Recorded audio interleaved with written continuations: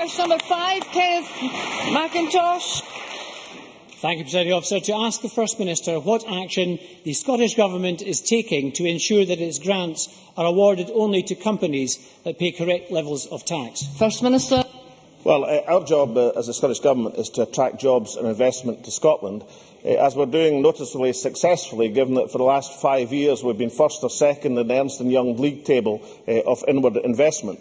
The job of the United Kingdom Government is to collect corporation tax, which they seem to be incapable of doing, whether it is the present government or indeed the past Labour government, who apparently were even worse at it.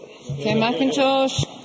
Presiding Officer, I am unclear from that answer whether the First Minister is actually defending awarding more than £10 million of our taxpayers' money to a successful multinational like Amazon, given its apparent unwillingness to pay correct levels of corporation tax in this country.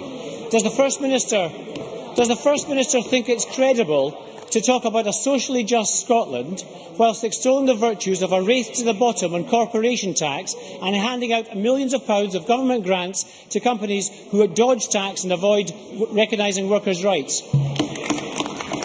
First Minister. Well, Ken Macintosh should reflect on that Amazon were awarded support by the former Labour administration in Scotland. I can detail it if you want, and the quotes that went along with it and why it was a tremendous success. By the present Labour administration in Wales, who are boasting of their success and role in attracting Amazon investment to Wales. But in case Ken Macintosh doesn't want to be reminded of the past, and of course we are always told that what Labour are doing in Wales is irrelevant, then can I reflect on the words of Helen Eadie?